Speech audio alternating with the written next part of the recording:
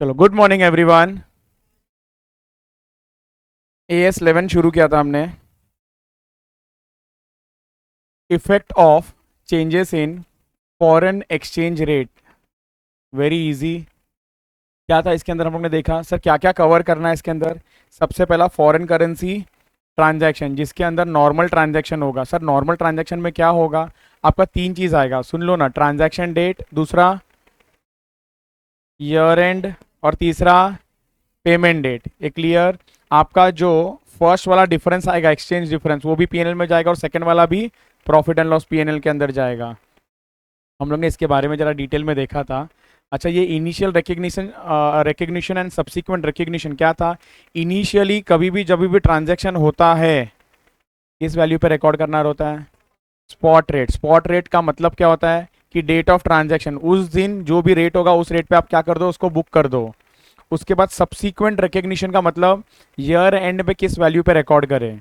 Year and पे किस value पे रिकॉर्ड करें? सर ईयर एंड पे क्या वैल्यू चेंज करना पड़ेगा? वो डिपेंड करता है कि वो आइटम कौन सा है। अगर मॉनिटरी आइटम रहा तो कुछ अलग है, नॉन मॉनिटरी आइटम रहा तो कुछ अलग है। कहाँ गया ऋषभ? कौन सा आइटम चेंज होता है? Non monetary item change. और फिक्स कौन सा है?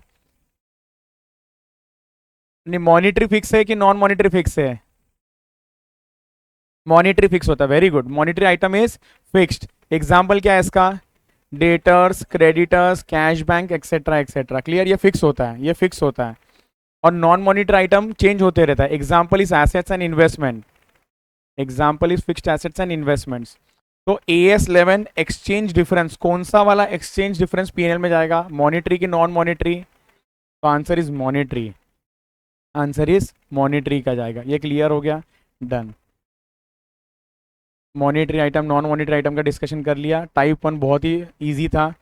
बराबर। अच्छा, आप लोग बता सकते हो क्या कौन से क्वेश्चंस किए थे इसके अंदर हम लोग ने? क्वेश्चन नंबर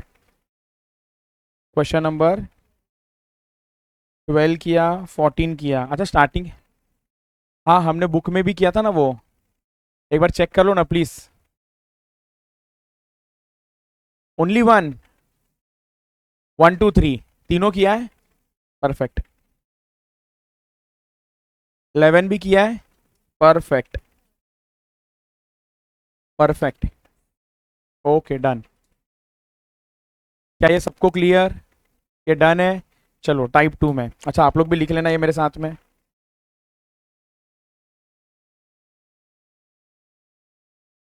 ठीक है। Type two.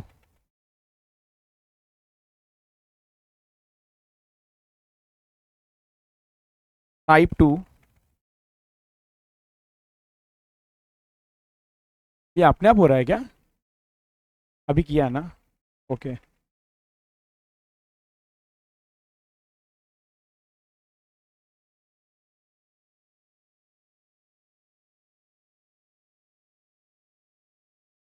Foreign currency transaction. अरे सर, ये भी तो फॉरेन करेंसी ट्रांजैक्शन था। ये भी फॉरेन करेंसी ट्रांजैक्शन है। बट ये वाला क्या होगा मालूम है आपको? Special case. ये वाला क्या होने वाला आपका? Special case.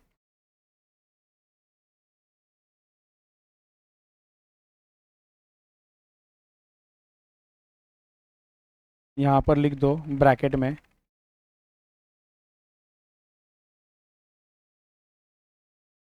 Para number 46/46A। 46/46A। Sir क्या स्पेशल है इसके अंदर? आपका एक्सचेंज डिफरेंस कहाँ जाता है? पीएनएल में जाता है। अब कुछ केस में, कुछ स्पेशल केस में आपके पास ना ऑप्शन है। ध्यान से सुनो ना। आपके पास ऑप्शन है, either to transfer it to PNL और और to add it to your cost of asset. अगर आपने एसेट खरीदा होगा तो ऑप्शन है, ऑप्शन। सर ये ऑप्शन किसको मिलता है? जो कंपनीज होते हैं ना उसको मिलता है। ये क्लियर? कंपनी होगा तो उसके पास क्या है? ऑप्शन अवेलेबल है। तो लिखो इसके अंदर इसमें लिखो आप लोग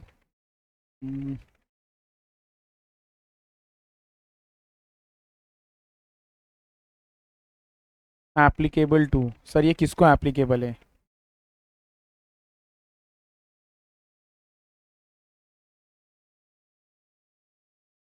companies only. It is applicable to companies only.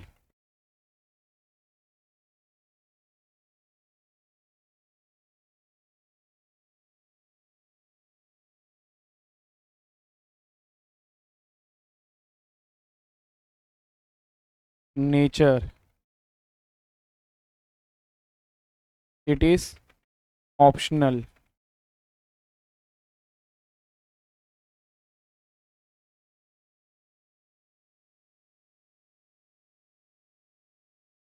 Applicable on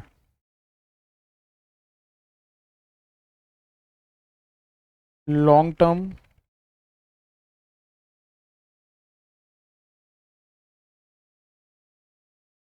foreign currency monetary items. Long term foreign currency monetary items.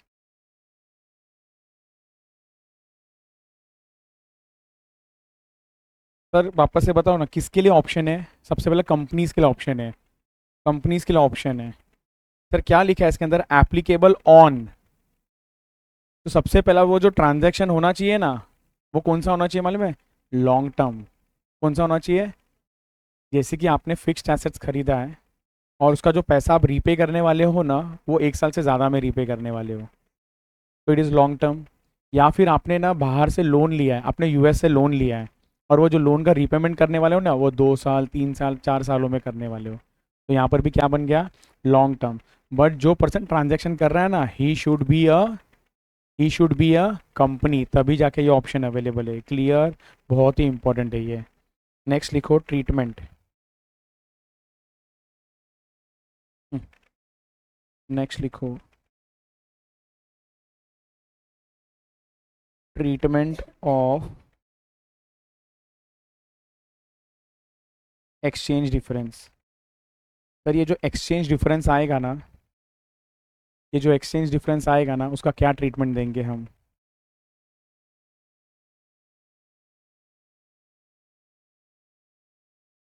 तो इसमें भी दो केसेस हैं। सबसे पहला, if exchange difference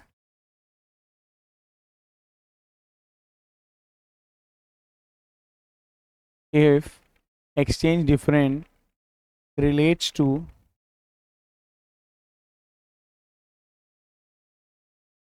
fixed assets.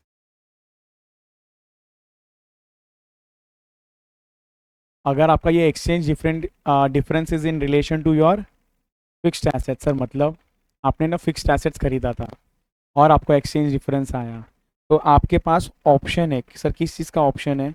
आपका ये जो भी एक्सचेंज डिफरेंस आ रहा है ना, 5 लाख रुपीज़ 3 लाख रुपीज़, क्या कर दो मालूम है? कॉस्ट में उसको ना ऐड कर दो। सर कॉस्ट में ऐड करने से क्या हो जाएगा? सुनो सुनो सुनो, सामने वाले को ना थोड़ा सा ना रिलीफ दे दिया। मैडम सुनो, लॉजिक समझो, वेरी इजी। आज अगर 5 लाख का एक साथ में पीएनएल में ट्रांसफर करता हूँ, तो ऐसा लग रहा नहीं है कि मेरा प्रॉफिट क्या हो जा रहा है? कम हो जा रहा है। अगर मैं एक साथ एक्सचेंज डिफरेंस को पीएनएल में ट्रांसफर कर दूं, तो मेरा प्रॉफिट क्या हो जा रहा है? कम हो जा रहा है। मुझे ना ऑप्शन दे दिया, बोला कि भाई तेरे को प्रॉफिट कम करने का ज़रूरत नहीं है। कैसे? आप ना कॉस्ट में ऐड कर दो, कि 5 लाख को कॉस्ट में ऐड कर दो, तो पीएनएल में हिट पूरा 5 लाख आएगा क्या? नहीं, सिर्फ थोड़ा थोड़ा वाया डेप्रिशिएशन आते रहेगा। समझ में आ गया? तो 5 लाख ना टुकड़े टुकड़े में आने वाला है पीएनएल के अंदर। क्लियर? ये ऑप्शन दिया है मेरे पास। मुझे क्या लगता है, मेरे पास बहुत प्रॉफिट है, एक साथ ट्रांसफर करना, कर दो, कर दो। या फिर मुझे लगता है कि नहीं, शेयर होल्डर को ज़्यादा प्रॉफिट दिखाना चाहिए, तो क्या करो, आप उसको कॉस्ट में ऐड कर दो। ये मेरे पास ऑप्शन है। मैं कौन हूँ? कंपनी। बराबर। ट्रांजैक्शन कौन सा वाला हो रहा है? लॉन्ग टर्म नेचर का। क्लियर? डन। देखो एक्सचेंज डिफरेंस, मैं आपको बताऊँ ना, एग्जाम में क्वेश्चन आएगा तो इधर से आएगा। एडजस्ट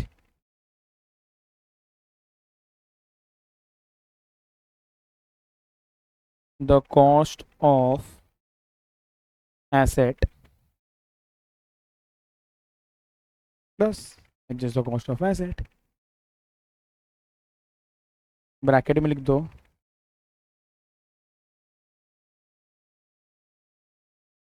ऐसा लिख दो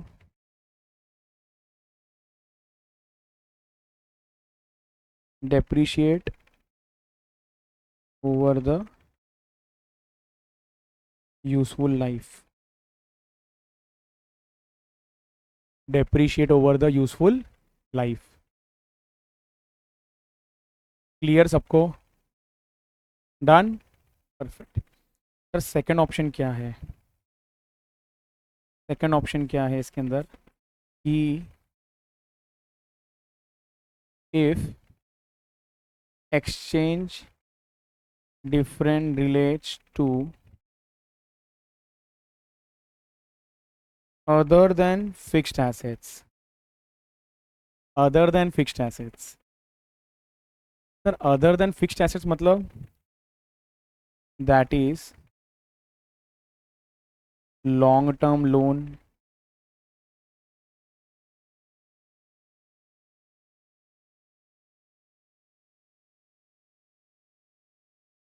that is long term loan। सुनो ना, यहाँ पर भी अपने को ऑप्शन क्या दिया है मालूम है क्या? कि आप है ना, आप ये जो भी डिफरेंस आ रहा है ना 5 लाख रुपीज़ का, आप क्या करो इसको ना डिफर करो। डिफर डिफर मतलब क्या? आप थोड़ा थोड़ा पीएनएल में डालो। बट सर जब ये एक्सचेंज डिफरेंस आएगा ये कहीं पर तो एक साथ जमा करके रखना पड़ेगा ना, जैसे AS12 में करते थे ना, गवर्नमेंट ग्रांट्स को डिफर करते थे आप लोग, एक साथ कौन से अकाउंट में रखते थे? Deferred government grant.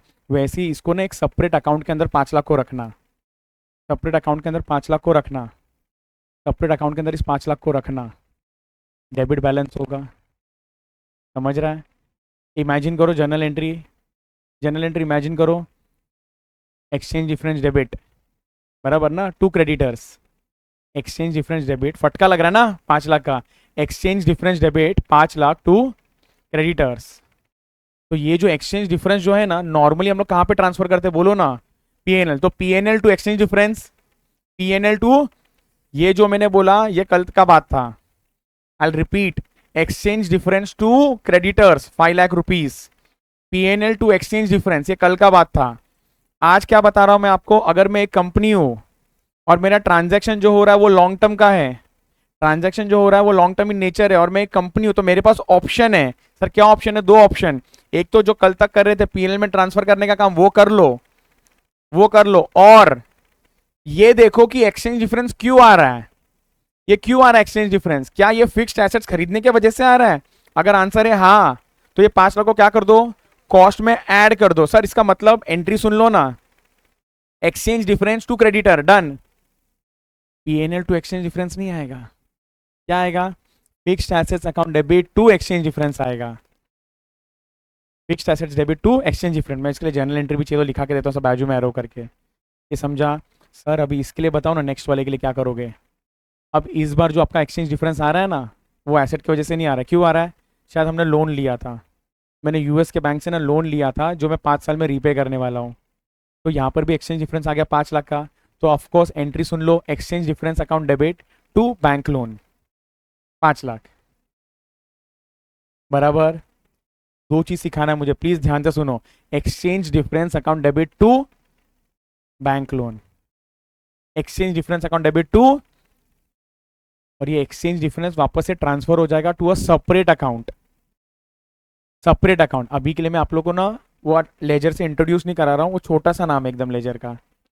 अभी मैं बोलता हूँ उसको सेपरेट अकाउंट, तो एंट्री क्या पास करेंगे मालूम है? Separate account debit to exchange difference, separate account debit to, separate account में क्या आ गया? डेबिट आ गया, डेबिट आ गया। अब बैलेंस शीट में इमेजिन करो, एसेट में दिखेगा कि लाइबिलिटी में दिखेगा? एसेट में दिखेगा कि लाइबिलिटी में दिखेगा? डेबिट बैलेंस आ गया, बोलो ना, एसेट में दिखेगा, सही आंसर था। लेकिन ये लोग बोलते हैं कि ये एक तरीके से ना नेगेटिव रिजर्व है, तो आप रिजर्व एंड सरप्लस में ना माइनस करके दिखाना है इसको। इसे सेपरेट अकाउंट डेबिट करके आ गया ना 5 लाख, क्या करना है इसको? रिजर्व एंड सरप्लस में नेगेटिव दिखाना, वेरी गुड। अब सुनो ना, इसके अंदर जो 5 लाख पड़ा है थोड़ा थोड़ा कहाँ पे ट्रांसफर करो? पीएनएल में ट्रांसफर करोगे, based on the useful life, based on the useful life. किधर ट्रांसफर करोगे इसको? पीएनएल में। तो और एक एंट्री सुन लो, और एक एंट्री सुन लो, PNL debit to separate ledger, to separate account, 1 lakh 1 lakh. तो सेपरेट अकाउंट में बैलेंस कितना बचा हुआ है? 4 lakhs। और इसमें से 1 लाख कहाँ उठा के हमने डाल दिया? पीएनएल। क्या सबको समझ आ रहा है? डन। लिखते हैं इसके बारे में।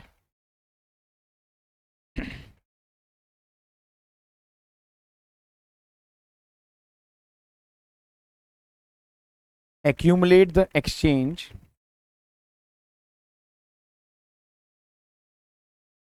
accumulate the exchange difference in, ये एक छोटा सा अकाउंट है, उसमें आपको रखना पड़ता है।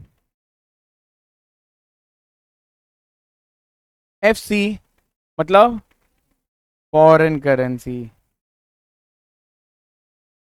एम आई मुंबई इंडियंस, मॉनिटरी आइटम, ठीक है, आइटम का नाम सही है,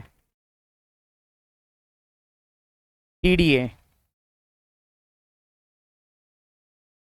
ट्रांसलेशन, ट्रांसलेशन। ठीक है, तो ये एक अकाउंट का नाम है। अब इसका फुल फॉर्म लिख रहे हैं हम लोग। It is foreign currency monetary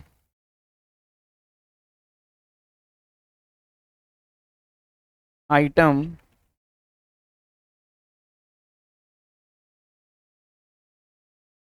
translation difference account. ये सिर्फ नाम है इसका। वेरी इजी, एक साथ याद रखोगे तो लगेगा बहुत डिफिकल्ट है, उसको तोड़ तोड़ के याद रखो। F C M I, F C M I T D A. F C मतलब फॉरेन करेंसी, बच्चे बच्चों को मालूम है ये। व्हाट इज एम आई, ये तुम लोग को मालूम है। Monetary item T D A, D A तो ऐसे ही गैस कर लेते हैं। डिफरेंस अकाउंट, टी बस याद रख लो, it is translation. Done, done, perfect. Sir उसके बाद क्या करेंगे इसके साथ में हम लोग? लिखो इसके नीचे।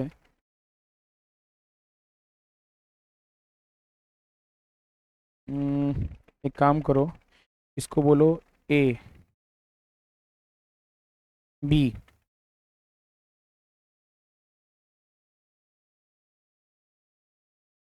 amortize it over period of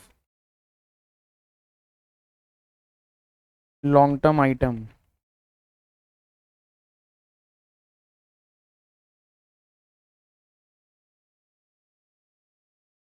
long term item मतलब, अरे यार जितने भी टर्म आपका है, लोन कितने भी टाइम का है, 5 साल का लोन है तो 5 साल में उसको पीएनएल में डालो। सर लोन अगर 10 साल का रहा तो 10 साल में पीएनएल में डालो। सर लोन 6 साल का रहा तो, और मैं आपको बता दूं ना, एक तो लोन आता है या एसेट रिलेटेड ही आता है, लोन या एसेट। क्लियर? डन। थर्ड चीज, presentation in balance sheet. The presentation in balance sheet, hmm, reserves में क्या कर दे? नेगेटिव दिखा दे। ठीक है, रिजर्व्स एंड सरप्लस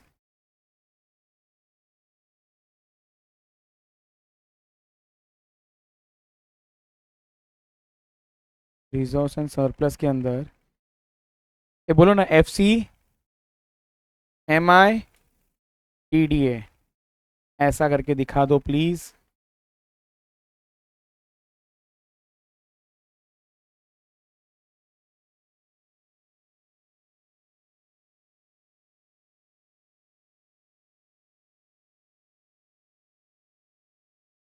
बोलो डाउट क्या है? बोलो। अरे नेगेटिव अमाउंट रहेगा, सॉरी अनअमोटाइज्ड, बचा हुआ।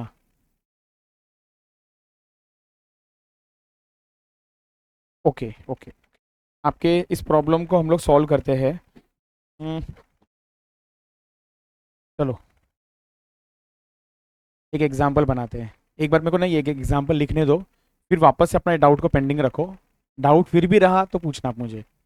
एक एग्जाम्पल बना लेते, चलो। Example ABC limited. ABC limited एकदम शॉर्टकट, लिखो लिखो, देखना नहीं है, लिखो। मेरा हैंडराइटिंग इतना अच्छा लगा कि तुम लोग देख रहे हो। ABC लिमिटेड, ठीक है। एक बार उसने फिक्स्ड एसेट्स परचेज किया और एक बार का पकड़ लो लोन लिया। ठीक है, दोनों सिचुएशन के लिए हम लोग करते हैं। $10,000 ऑन 1 Jan 25, ऑन 1 Jan 25 को।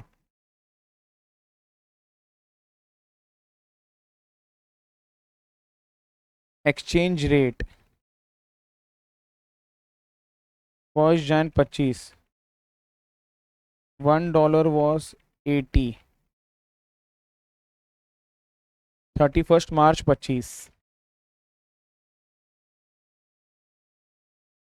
$1 became 82।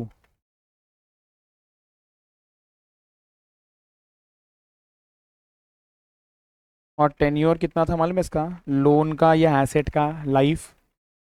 5 years था।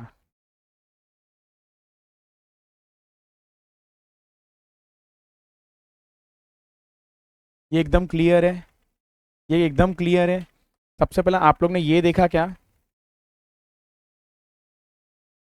कंपनी है। क्या आपने ये देखा लॉन्ग टर्म है? कंपनी या लॉन्ग टर्म है, मतलब इसके पास क्या अवेलेबल है, ऑप्शन अवेलेबल है। तो सर कौन से ऑप्शन है, तो यहाँ पर लिखो give treatment of exchange difference.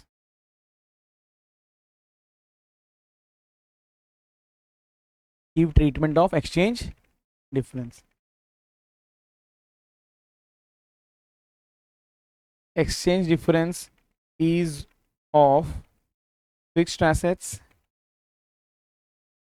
Exchange difference is of loan. ठीक है, पहले एक साइड को मैं पूरा कर देता हूँ। पहले ये एक साइड को मैं पूरा कर देता हूँ फिक्स्ड एसेट्स वाले को। तो सर सबसे पहला ट्रांजैक्शन कौन से डे में आएगा बोलो ना? 1 Jan। 1 Jan को सर किस चीज़ का एंट्री पास करोगे आप? परचेज का, खरीदने का एंट्री पास करोगे। सब लोग बोलेंगे ये एंट्री क्या आता है इसके अंदर, एंट्री सब लोग बोलेंगे क्या आता है इसके अंदर? Fixed assets account debit to, हाँ, बैंक अकाउंट। वेरी गुड, कितना अच्छा है तुम लोग, बहुत अच्छे हो। तो ये चैप्टर ही क्यों पढ़ रहे हो अगर पेमेंट तुरंत करना है तो? अरे एक्सचेंज डिफरेंस आएगा क्या अगर आप तुरंत पेमेंट कर दोगे तो fix asset account debit to creditors. क्या करते रहे, फिक्स एसेट्स। ये समझा ना, अगर आपने पेमेंट कर दिया ना तो एक्सचेंज डिफरेंस आना ही नहीं है। ये एक्सचेंज डिफरेंस आ क्यों रहा है? क्योंकि हम लोग पेमेंट को डिफर कर रहे हैं, हम ट्रांजैक्शन कर रहे हैं एक डे में और पेमेंट कर रहे हैं हम लोग कोई दूसरे डे में। इसके वजह से एक्सचेंज डिफरेंस आ रहा है। जो दिन में खरीदोगे वही दिन में पेमेंट कर दिया ना, तो ये चैप्टर पढ़ने का जरूरत ही नहीं है। टू क्रेडिटर्स, कैलकुलेटर है तो यूज मत करो। 80,000, 80 × 10,000, 8 lakhs। ठीक है,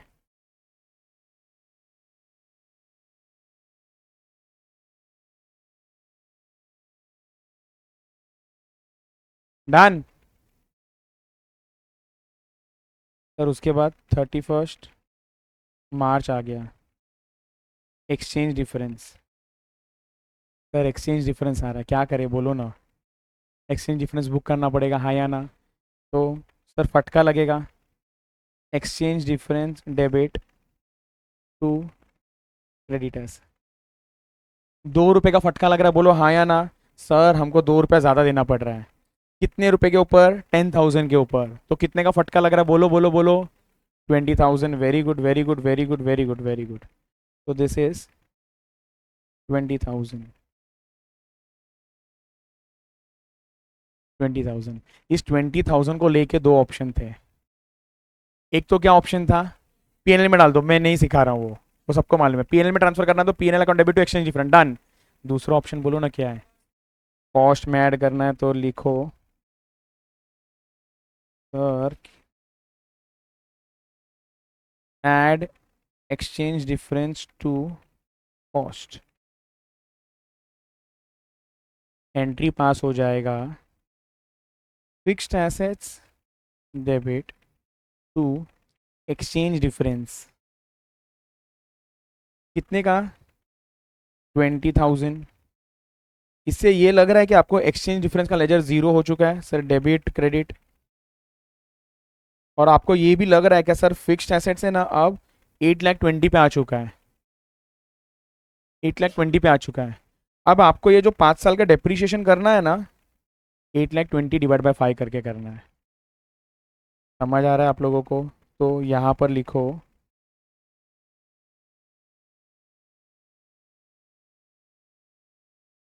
डेप्रीशिएशन का एंट्री, तो it will be depreciation debit to fixed assets. It will be 8,20,000 divided by 5 which is 1,64,000।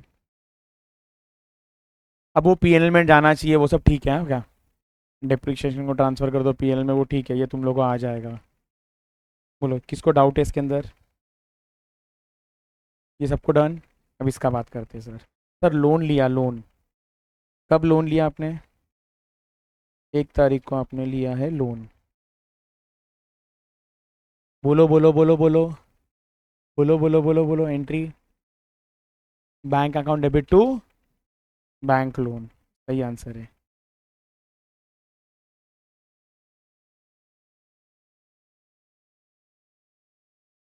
Bank debit to bank loan. कितने का लोन लिया है? सेम है, अमाउंट तो मैंने सेम ही रखा था, 8 लाख। सर ईयर एंड आ गया।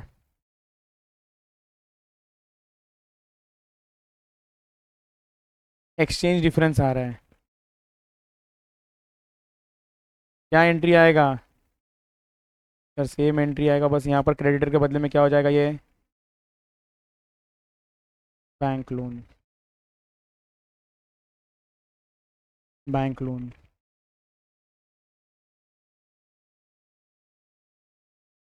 इस बार ये एक्सचेंज डिफरेंस लोन में ऐड नहीं होगा। ये एक्सचेंज डिफरेंस को आपको ना अलग से छोटे से अकाउंट में ट्रांसफर करना है। तो इट विल बी 31 मार्च 25 बराबर है transfer of exchange difference. Sir कहाँ पर ट्रांसफ़र करने का बात कर रहे हो आप? It will be transfer to foreign currency, बराबर ना? फॉरेन करेंसी, आगे मॉनिटरी आइटम, फिर translation difference account debit 20,000 to exchange difference 20,000। Sir ये पीएनएल में गया क्या? नहीं गया भाई, नहीं गया, नहीं गया। अब इसमें से पीएनएल में ट्रांसफ़र करेंगे हम। सर पीएनएल में कितना ट्रांसफ़र करेंगे बोलो ना? 5 साल का है तो डिवाइड बाय 5, तो 4 4 4। क्लियर है क्या ये? तो answer will be PNL debit to FCMI TDA। कितना बोलना पड़ेगा आपको? 40,000। एक मिनट, 4,000। सर ये कैसे आया आपका? ये जो 20,000 था ना, डिवाइड बाय डेप्रीशिएशन का भी बात कर ही लेते हैं ना।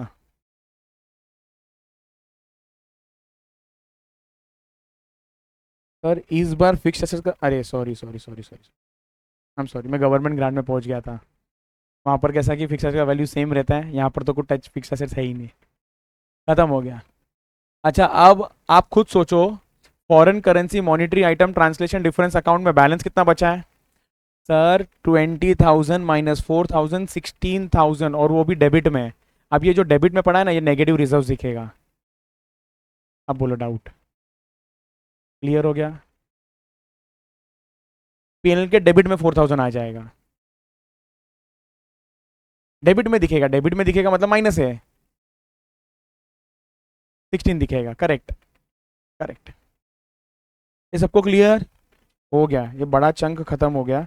मैं आपको बता दूं ना, इतना ही है इस अकाउंटिंग स्टैंडर्ड के अंदर, और उसके बाद एक छोटी छोटी दो तीन बातें हैं, फिर ये एएस खत्म हो जाएगा। अब क्या करें हम लोग? क्वेश्चन आओ। हम्म, ये देखो मेरे इधर क्वेश्चन नंबर 31 ओपन हो गया है, तो इसको ही करते हैं, इसी को पकड़ के सॉल्व करते हैं, चलो।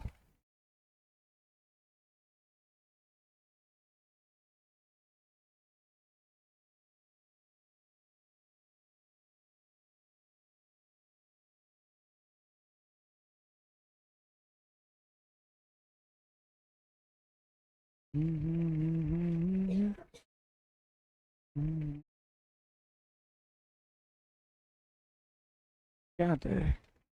रक्षाबंधन राइड।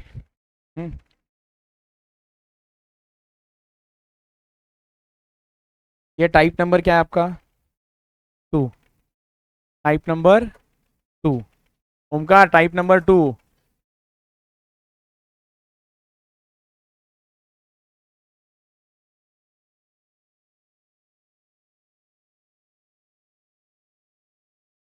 चलो शलाय रीड करूँ? ठीक है। बी के लिमिटेड, अनुपम, बी के लिमिटेड क्या मालूम पड़ रहा है इसको देख के? ये एक कंपनी है। और सर कंपनी बोला ना तो हमको याद क्या आता है मालूम है? ऑप्शन है इसके पास।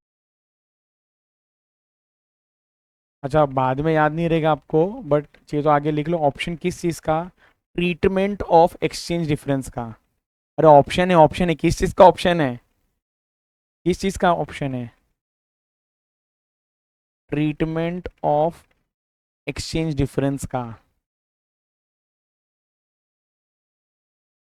बराबर। ओके। सर क्या किया उसने? परचेज्ड, बोलना पड़ेगा क्या लिखा है, परचेज्ड फिक्स्ड एसेट्स। तो यहाँ पर ये जो भी डिफरेंस आने वाला है ये बिकॉज ऑफ फिक्स्ड एसेट्स आएगा, बिकॉज ऑफ फिक्स्ड एसेट्स आ जाएगा। ये क्लियर? तो जो भी एक्सचेंज डिफरेंस आने वाला आप क्या कर लोगे उसको? बोलो ना बोलो ना, क्या करोगे आप उसको? कॉस्ट में ऐड कर लेना। Costing 5,000 lakhs on 1 April, payable in foreign currency on 5 April। आप लोगों को पहले ही मैंने बता दिया ये ट्रांजैक्शन ऐसा होगा। इधर देखो पेएबल कब बोला है, एक मिनट भाई लो, अब तुमने एसेट कब खरीदा है? 1 April 2012। और पेएबल, पेएबल, पेएबल क्या 12 महीने बाद है? तो कौन टिक वाला था?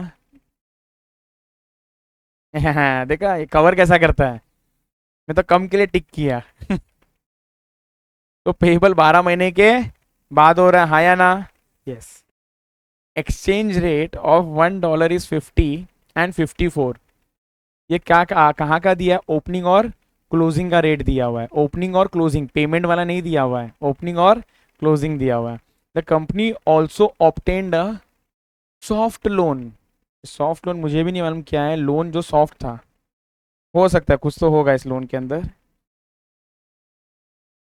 Of $1 lakh on 1 April 2012, payable in, Anupam, payable in three, three, बोलो ना, एनुअल, एनुअल मतलब, नहीं वो 31st, मतलब, मतलब लॉन्ग टर्म, 3 में देना है, 2 में देना है, वो नहीं चाहिए रे। इसका मतलब क्या मालूम है सर, ये लोन भी लॉन्ग टर्म है, एसेट भी लॉन्ग टर्म है, मतलब ये क्वेश्चन में ना दोनों पार्ट कवर है, एक तो फिक्स्ड एसेट्स वाला और एक तो लोन वाला। ठीक है। First installment was due on first of May 2013. You are required to state how these transactions would be accounted for in the books of accounts for the year ended 31st March 2013. पहले एक बार discuss करके खत्म कर ले क्या, सुनो ना। आपने ₹5,000 का एसेट परचेज किया है, बराबर बराबर रुपीज, और जिस दिन परचेज किया उस दिन डॉलर क्या था, ₹50। तो डिवाइड करोगे तो आपको सबसे पहले ये मिल जाएगा कि कितने डॉलर का आपने खरीदा है, बराबर $100 का आपने परचेज किया है। आपको समझ आ रहा है क्या सबको? आप लोगों ने 5,000 रुपीज और 50, मतलब आपने सर $100 का परचेज किया था, ऑफकोर्स $100 लाख। क्लियर? अब आपका exchange difference $100 lakh into into 4.98 आएगा। कितना आ रहा है? 4980। नहीं सर, वेरी गुड, $498 आएगा। सर ये $498 का जो डिफरेंस आ रहा है, क्या करें इसको? इसको कॉस्ट में ऐड कर दो। क्लियर? ऑप्शन था। ओके। और यहाँ पर उसने $1 लाख का लोन लिया है। सर $1 लाख का लोन लिया है, कभी लिया है? 1 अप्रैल। उस दिन रेट क्या था? अच्छा, ये तो डॉलर में ही दिया हुआ है तो कोई टेंशन ही नहीं है। तो कहना है इसे 4.98 इंटू 1 लाख, तो $4,98। हाँ हाँ भी बोलते हो, काय का डॉलर, रुपीस रुपीस, बराबर। अब ये जो एक्सचेंज डिफरेंस आएगा क्या करोगे? आप इसको ट्रांसफर कर दोगे foreign currency monetary item translation difference account, और उसमें से आप थोड़ा थोड़ा ट्रांसफर करोगे कहाँ पे? पीएनएल में। सर थोड़ा थोड़ा मतलब कितना? डिवाइड बाय 3 करके, विच इज 1,66,000। एक्सीलेंट। क्या ये सभी को क्लियर? डन। अब इसको बस लिखते कैसा है, प्रेजेंट कैसा करते हैं वो देखते हैं। चलो आ जाओ, आप लोग आपके प्रैक्टिकल बुक में आ जाओ, आंसर नंबर 31।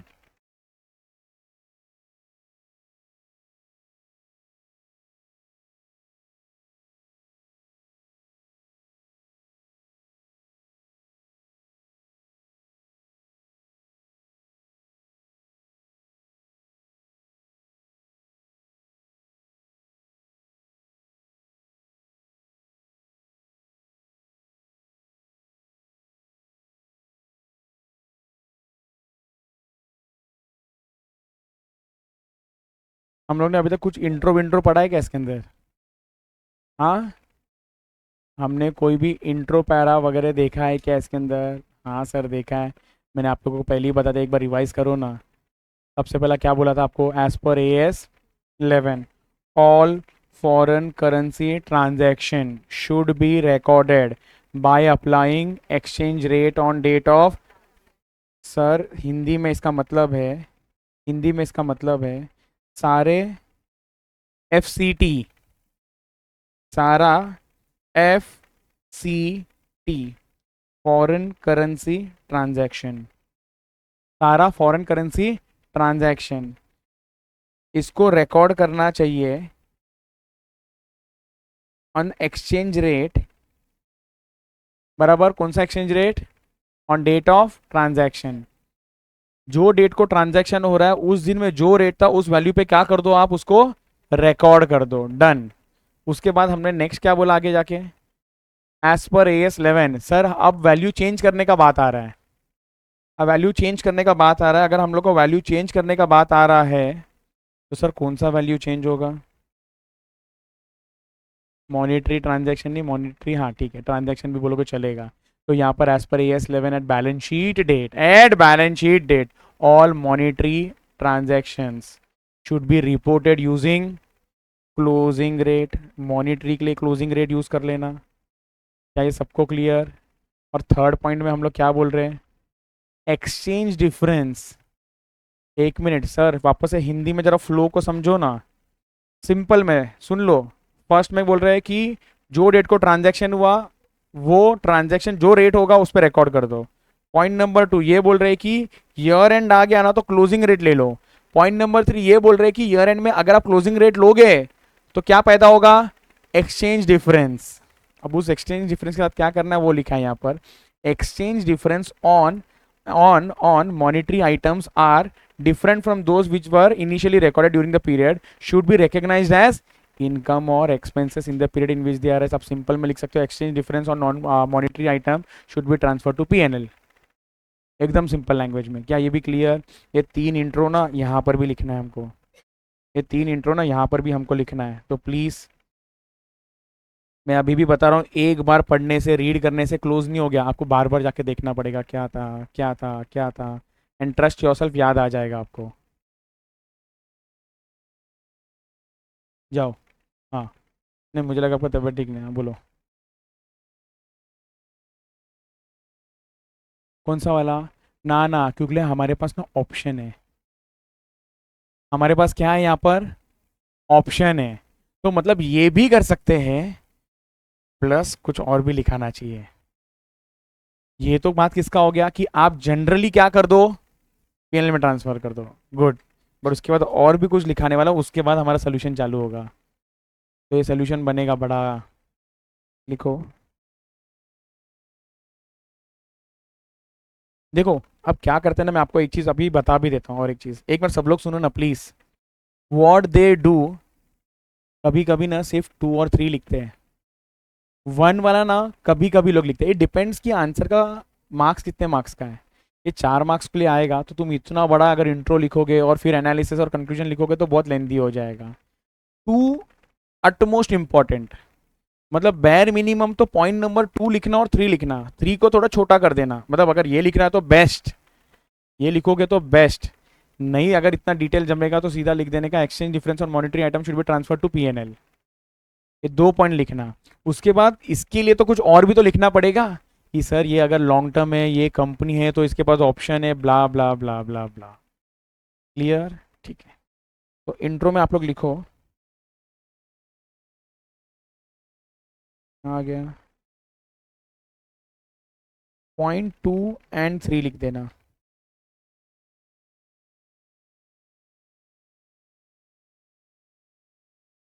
प्लस इसके साथ और भी कुछ लिखना है अपने को। Plus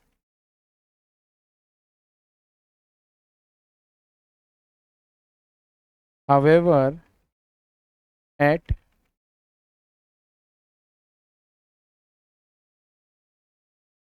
option of an entity,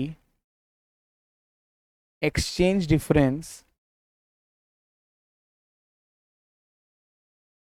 arising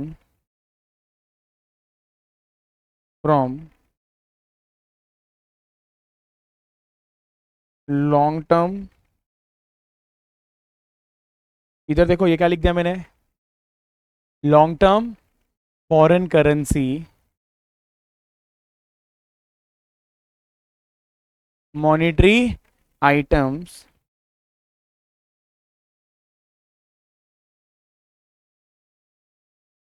at rate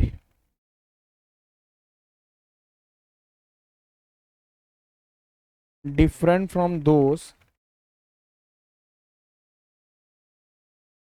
at which they were initially recorded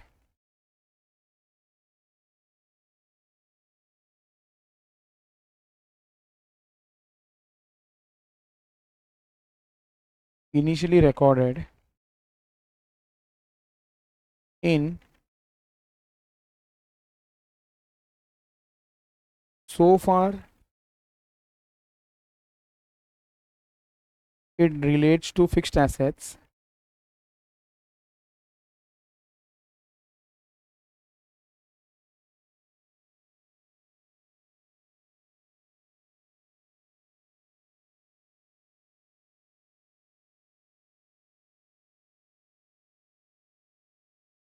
so far related to fixed assets can be added or deducted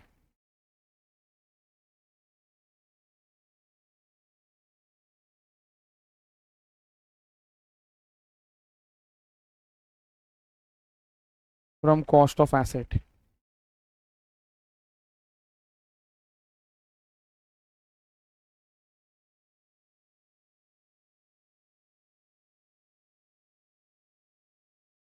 बराबर। अच्छा, आप लोग ने बचपन में कभी वर्ड सुना है क्या, capitalize? What do you mean by capitalize? ऐसा बोलूँ क्या, उसको बैलेंस शीट में ले जाओ? मैं अगर बोलता हूँ कोई चीज़, जैसे एग्जाम्पल सुनो ना, ये एक रिपेयर का खर्चा है, ये कैपिटलाइज करना है, तो येस यू आर राइट कि इसको सर कॉस्ट में ऐड कर दो। बट मैं ऐसा बोलूँ क्या, मतलब उसको पीएनएल में नहीं दिखाना होता है, किधर दिखाना होता है, बैलेंस शीट में ऐड करना होता है। तो यहाँ पर अब तो मैंने एक चीज़ तो लिख दिया कि सर अगर ये रिलेटेड टू फिक्स्ड एसेट्स रहा तो क्या करना चाहिए, इट शुड बी एडेड और deducted from the cost of asset, done done. But sir अगर लोन वाला रहा तो exchange difference should be capitalised. Exchange difference क्या करना पड़ेगा हमको, कैपिटलाइज करना पड़ेगा। ये समझ गया, कैपिटलाइज करना पड़ेगा मतलब क्या करना पड़ेगा, उसको बैलेंस शीट में ले जाओ। क्लियर? तो लिखो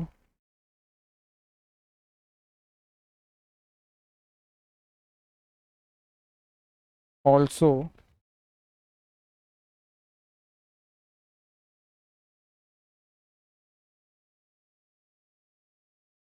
exchange difference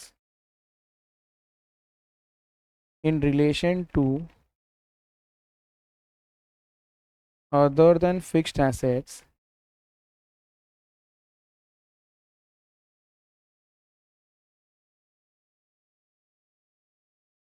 can be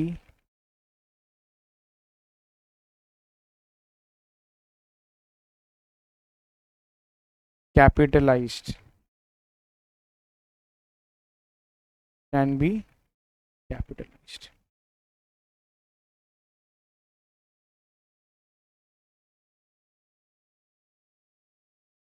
can be capitalized, done. अभी ना इसका आंसर भी मैं जिस पैटर्न में लिखा रहा हूँ ना उस पैटर्न में लिखो। पहले तो ये देखो, अच्छा चलेगा यार ओन वर्ड्स थोड़ा बहुत, बट मतलब समझ में आएगा क्या लिखा है। हाँ सर, कि क्या लिखा है यहाँ पर, कि सर ऑप्शन है एंटिटी के पास कि ये जो एक्सचेंज डिफरेंस है ना in relation to your fixed assets, इसको आप ऐड या माइनस कर देना किससे। सर ये माइनस भी होगा क्या? अरे हाँ, अगर 80 का 78 हो गया, 80 का 78 हो गया, तो जैसा हम लोग ऐड के लिए बोल रहे हैं ना, वैसा क्या हो जाएगा आपका, माइनस हो जाएगा। मतलब एक साथ पीएनएल में बुक मत करो, थोड़ा थोड़ा करके बुक करो based on the life of asset. और सेकंड में सर क्या बोल रहे हैं हम लोग, अगर एक्सचेंज डिफरेंस है अदर देन फिक्स्ड एसेट्स, तो क्या कर देना उसको, कैपिटलाइज कर देना, मतलब उसको बैलेंस शीट में दिखा देना प्रिजर्व्स एंड सरप्लस के अंदर नेगेटिव। डन है क्या? अब एनालिसिस एंड कंक्लूजन भी मैं जैसा लिख रहा हूँ ना बस आपको वैसे ही लिखना है। आपको मैं बता दूँ ना, बहुत सारे क्वेश्चन है इसको लेके, मैं नहीं लिखाने वाला हूँ, बाकी के लिए सेम लाइन्स में हम लोग लिख देंगे। ठीक है, लिखो। अब आपका आएगा analysis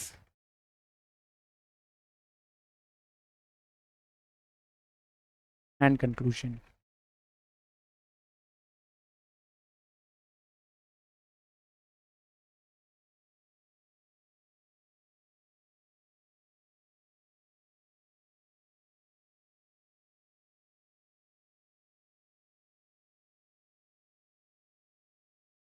transaction number 1, transaction number 1, सबसे पहला calculation of exchange difference on fixed assets.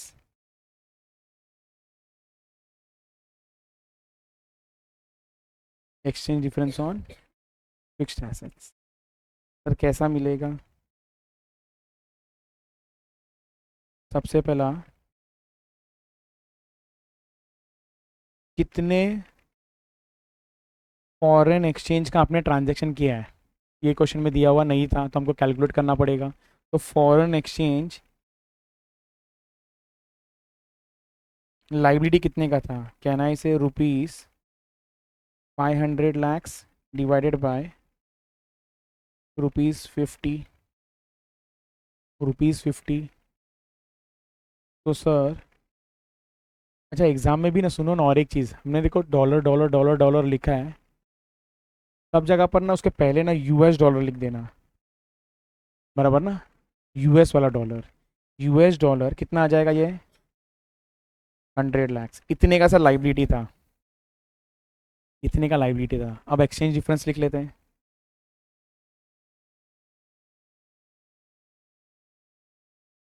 अब आप लोग निकाल लो exchange difference, US dollar 100 lakh multiply by कितना था, 54.9, 54.9, 54.98 minus 50, rupees 498 lakh, rupees 498 lakh.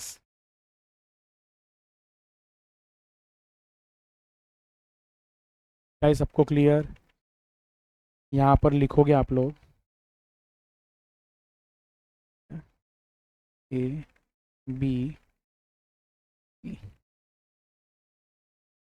ये 498 आपका प्रॉफिट है कि लॉस है? ये 498 जो दिख रहा है ये प्रॉफिट है कि लॉस है? लॉस, ये लॉस है। तो क्या करना पड़ेगा, कॉस्ट से लेस करना पड़ेगा, नहीं ऐड करना पड़ेगा। लॉजिक बहुत सिंपल है यार। 10 लाख रुपया दिया तुमने सप्लायर को, आज बोलता है वो 12 लाख, लॉस हुआ। लॉस हुआ मतलब एसेट महंगा पड़ गया आपको, तो जब भी लॉस होगा ना तो कॉस्ट बढ़ेगा। एक ये तरीका सोचना। लॉस, दूसरा तरीका क्या है सर, लॉस डेबिट होता है, loss is a debit balance, तो डेबिट होगा तो आप ऐड कर देना इसको। ठीक है, लिखो।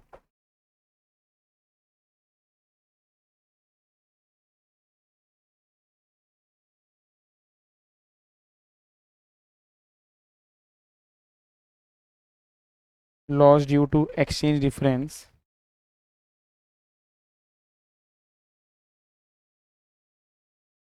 Of rupees 498 lakhs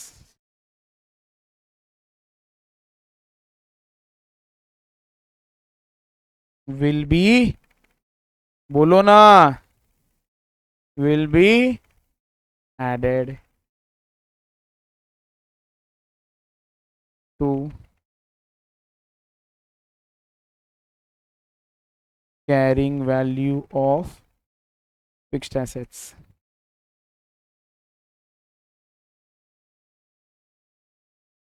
carrying value of fixed assets.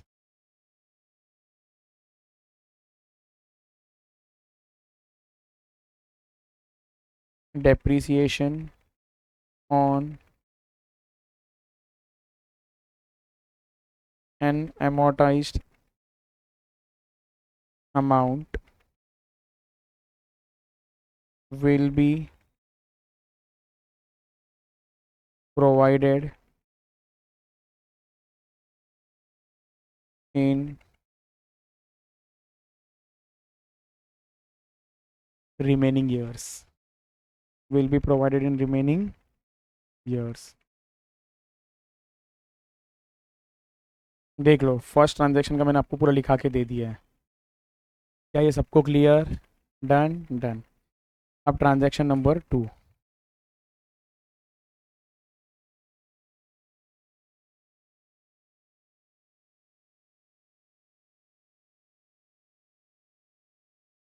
तो यहाँ पर ऐसा बोलूँ, exchange difference on soft loan,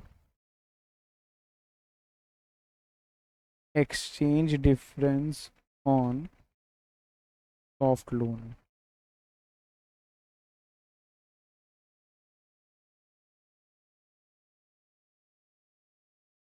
exchange difference on soft loan. तो सबसे पहले यहाँ पर हम लोग क्या एक्सचेंज डिफरेंस इजीली निकाल सकते हैं, यस और नो? यस, $1 लाख दिया हुआ है क्वेश्चन में, तो ए वाला नहीं आएगा, तो यहाँ पर सीधा क्या आ जाएगा, एक्सचेंज डिफरेंस। कितना डॉलर था बोलो ना, बराबर US dollar 1 lakh multiply bye 54.98 minus 50, कितने का आ गया ये, 4.98 lakhs.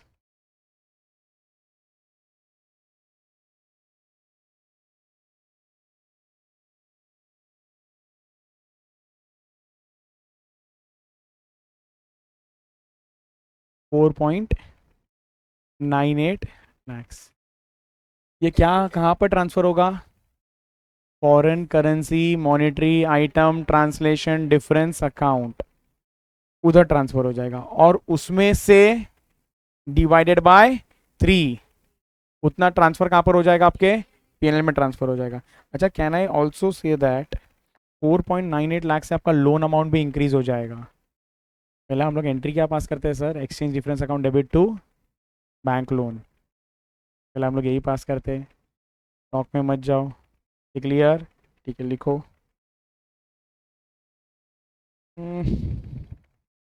लिखो. Loan amount will be increased by rupees 4.98 lakhs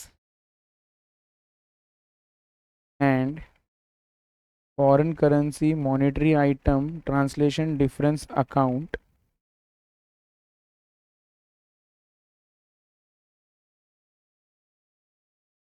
will be debited by 4.98 lakhs.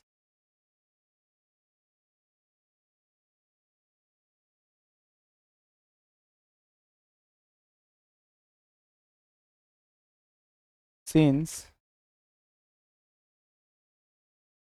loan is repayable in 3 annual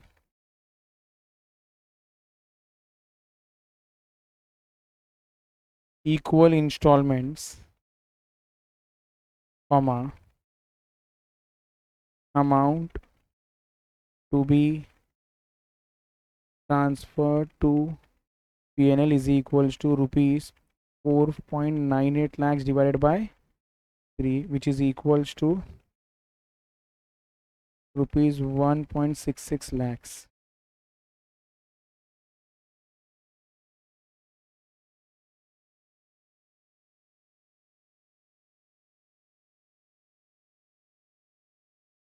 Balance in foreign currency monetary item translation difference account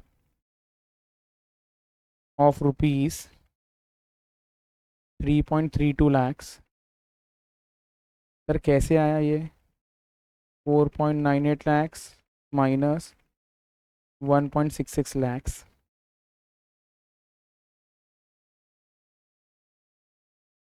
is shown on equity and liabilities side of balance sheet as negative figure under the head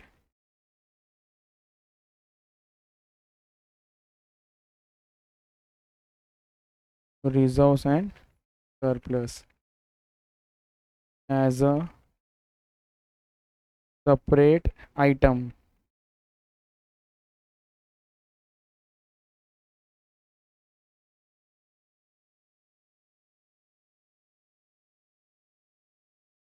एक assumption है, लिखो.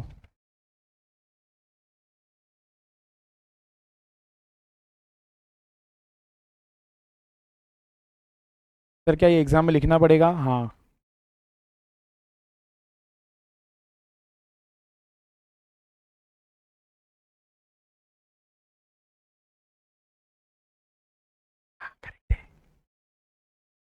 तो company has availed the option हमने कहीं पर भी ये नहीं बोला कि पीएनएल में डाल दो। हम लोग हर बार क्या बोल रहे हैं, कॉस्ट में ऐड करो, इधर डालो, बट ये क्यों बोल रहे हैं? ये अजम्पशन है कि उसने दूसरा ऑप्शन सिलेक्ट किया है। Company has availed the option under para 46A of AS11। Done.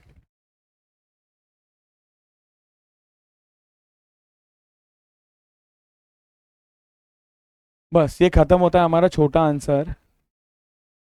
इसमें हमने इंट्रो नहीं लिखा, ठीक है, नहीं तो ये और छोटा हो जाता। चलो डन। क्या ये क्लियर एकदम? ठीक है, इस क्वेश्चन को ना 5 स्टार रेटिंग दो।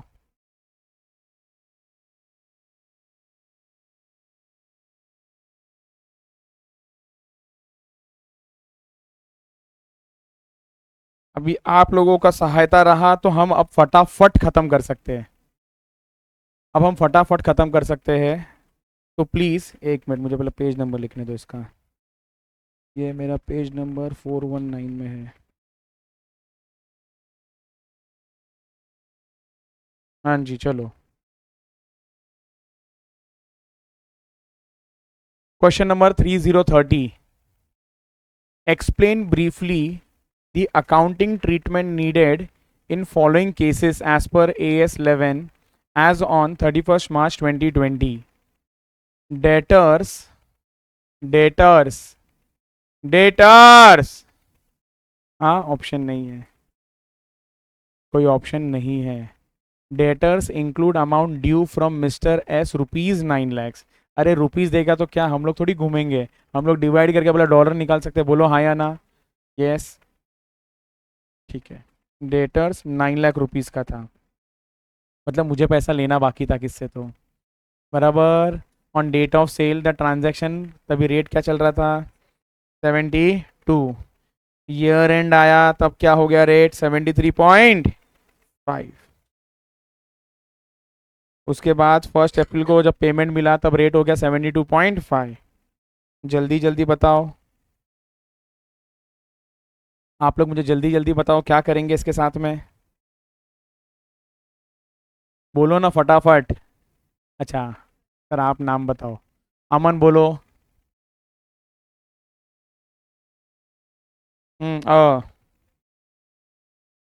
31 मार्च को कितना?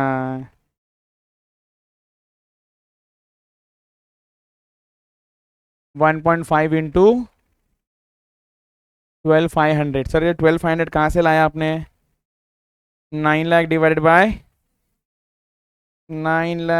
बाय 72।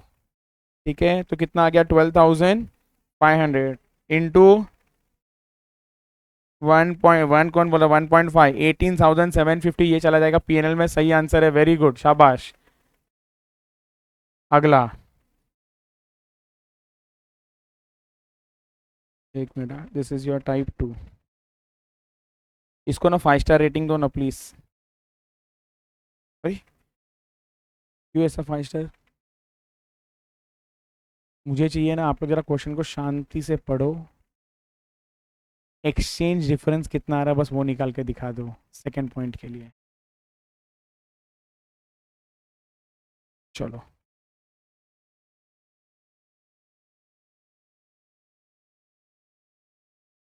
एक मिनट, चलो इस क्वेश्चन का मैं आपको ना डायग्राम के थ्रू समझाता हूँ। इधर देखो, मतलब पॉइंट नंबर 1 का हम लोग ने आंसर लिख लिया है। अच्छा, पॉइंट नंबर 1 का लिखा क्या अभी तक आंसर? नहीं, तो एक काम करो, पॉइंट नंबर 1 का आंसर लिख लेते, फिर 2 के लिए मैं आपको ना टाइमलाइन के थ्रू डायग्राम से समझाता हूँ। ये ठीक है क्या? चलो आओ आप लोग।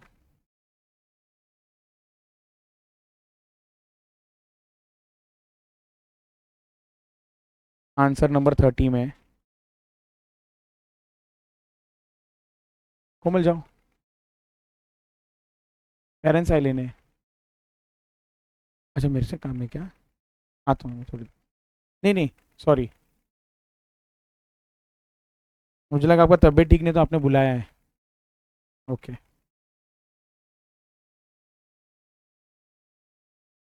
ये सुनो, एक तो डेटर है, दूसरा लॉन्ग टर्म लोन है, taken from US company amounting to 75 blah blah blah blah interest etcetera etcetera etcetera was debited. Long term है, क्या करेंगे इस लोन को? ऑप्शन है। ये क्यों पूछ रहा हूँ? नहीं, बोलो बोलो बोलो। कौन है? ऑप्शन कंपनी के केस में आता, तो सबसे पहला किसके केस में आता मालूम है? हम कौन होने चाहिए? मैं वही ढूंढ रहा हूँ। Explain briefly the treatment needed in the following case. हाँ, कहाँ पर लिखा है? कहाँ पर लिखा है? हाँ, अजम्पशन है इस पे। तो अजम्पशन है इस पे कि लेने वाला भी कौन है, ये कंपनी है, लॉन्ग टर्म है और ये लोन है।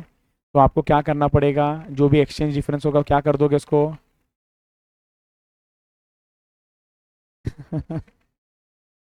Foreign currency monetary item translation difference account में डालना पड़ेगा। ये क्लियर है? मतलब ये क्यों बता रहा हूँ आपको, इंट्रो पैरा क्या लिखना है वो मालूम होना चाहिए। ये क्लियर? डन।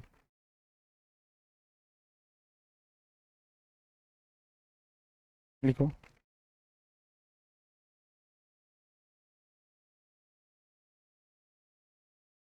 इंट्रो आ जाएगा। उसके बाद जैसा मैं एक टेबल बना रहा हूँ ना, सुन लो, इधर देखो एक बार। ऐसा debtor long term debtor, long term debtor,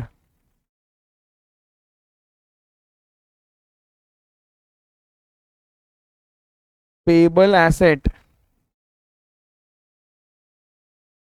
आप लोगों को कुछ करने का जरूरत नहीं, बस मैं आपको यहाँ पर दिखा रहा हूँ, देखते रहो। मॉड्यूल में भी ना सेम क्वेश्चन है। कहाँ कहाँ कहाँ तो है, चलो एनीवेज। तो मुझे बताना ना, ऐसा बहुत सारे क्वेश्चंस मिलेंगे आपको। तो आपको ना एक ऐसा टेबल बनाना है, टेबल। और वो टेबल अभी मैं बना के दे रहा हूँ आपको, तो बस उस टेबल को याद रखना, इस फॉर्मेट को याद रखना। तो हेडिंग दे दो,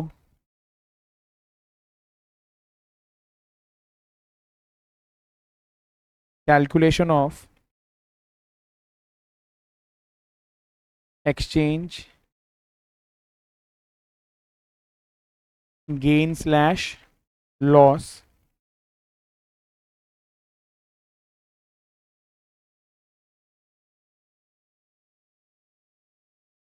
and it's treatment, and it's treatment. Sir सबसे पहला किसके लिए कर रहे हो? डेटर्स के लिए।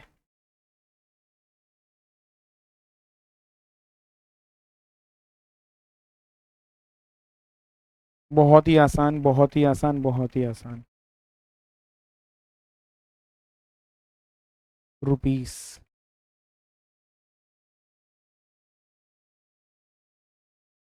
सुनो ना, इस क्वेश्चन में इनिशियल रिकग्निशन किस पे किया था हमने? सर इनिशियल रिकग्निशन 72 पे किया था, 72। आई एम सॉरी, इस पे भी 72 है, वही तो मैं बता रहा हूँ। 72 पे किया था, बराबर 72 के रेट पे किया था। सर कितना किया था हम लोग ने? 9 लाख, बराबर। तो लिखो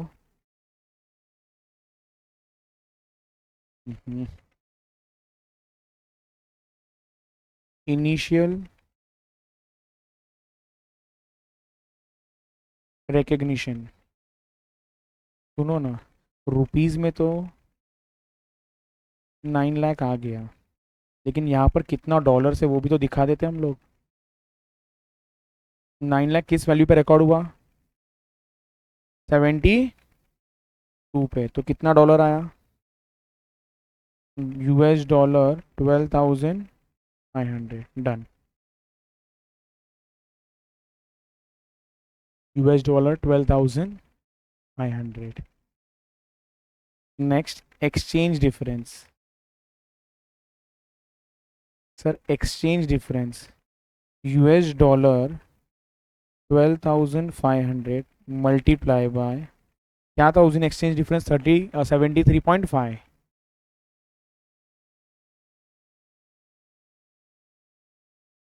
-72 कितना आता है ये 18,750 18,750 तो ये आ गया आपको एक्सचेंज डिफरेंस का अमाउंट। और अब बात करते हैं हम लोग ट्रीटमेंट का।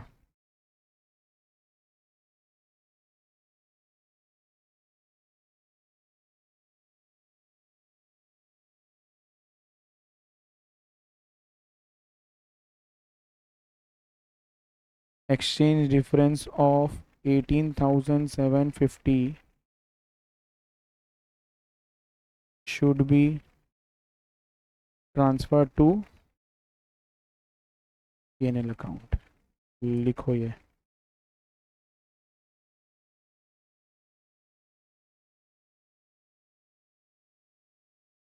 हाँ जी चलो। सो अच्छा डेटर्स वाला क्लियर है। तो एक बार ना जय जरा ध्यान से देखना। अभी सबसे पहले ना प्लीज आप लोग कुछ भी मत लिखो, एक बार इसमें फोकस कर लो। थोड़ा सा हटके है ये सेकंड वाला। सर ये हटके क्यों है वो तो बता दो पहले। बीच में रीपेमेंट हो रहा है इसके लिए, बीच में रीपेमेंट हो रहा है इसके लिए। सर ये कौन सा था हमारा लॉन्ग टर्म लोन वाला?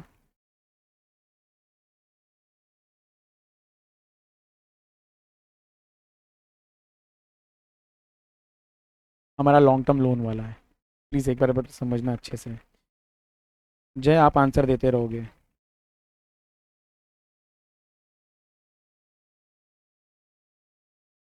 Thank you. लोन कब लिया था? फर्स्ट पूरा बोलोगे तो अच्छा लगेगा। 2019। ईयर एंड इज 31 मार्च 2020। ठीक है, हम ये दोनों चीज़ें ना एक तो रुपीज़ में भी लिखेंगे और एक तो यूएस डॉलर में भी लिखेंगे। कुछ डाउट आपको? ठीक है, मुझे बताओ लोन कितने रुपीज़ का लिया था? 75 लाख्स का लिया था। सर उस दिन रेट क्या चल रहा था? 72.50। 75 lakhs divided by 72.5, so can I say that it is 103,448.28। पहले सब लोग कंफर्म कर लो कि हाँ सर ये इजी है, समझा? डन, ठीक है, वेरी गुड। लोन हमने रीपे भी किया है। कभी रीपे किया है? 31 दिसंबर को।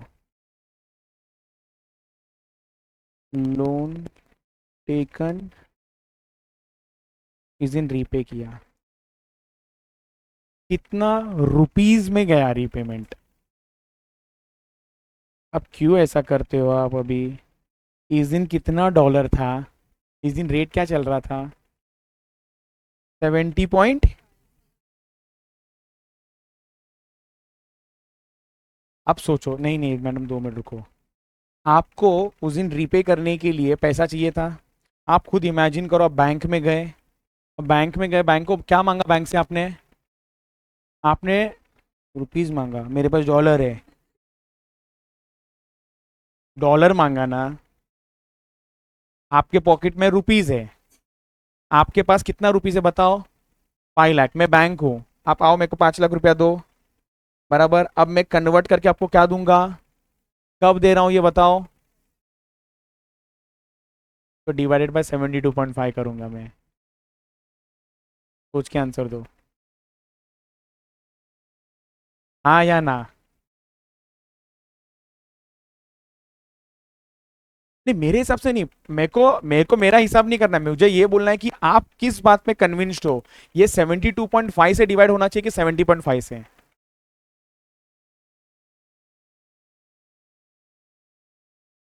परफेक्ट है।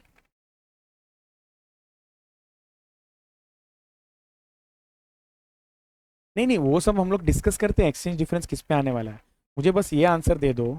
आज जब 5 लाख रुपया मैं रीपे कर रहा हूँ, मैं बैंक में जाके जब मैं रेट में कन्वर्ट कराऊंगा, तो मुझे जो डॉलर मिलेगा will it be 5 lakh divided by 72.5 और 5 लाख डिवाइड बाई 70.5?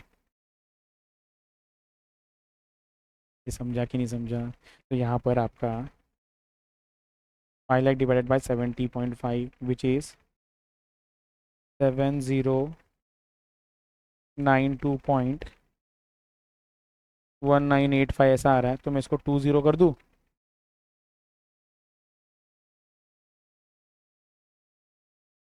अब एक्सचेंज डिफरेंस जहां पर भी लिखा है हमने ना, देखो क्या करते हैं सर, इतने डॉलर में फ्लक्चुएशंस आ रहा है। हम रुपीस में फ्लक्चुएशन कभी नहीं देखते हैं, इतने डॉलर में इतना फ्लक्चुएशन आ रहा है। तो सब लोग एक बात से एग्री करेंगे, 2 रुपए का गेन है, इसलिए पेमेंट करने के टाइम पे ना सर कम हो गया।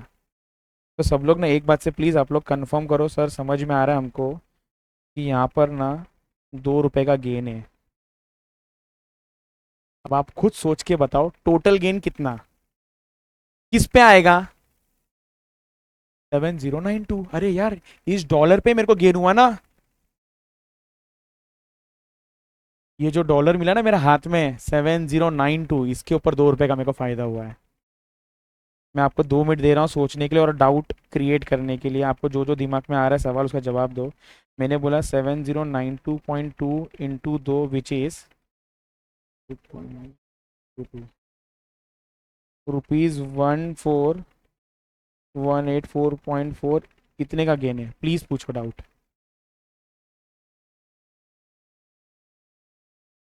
हम्म।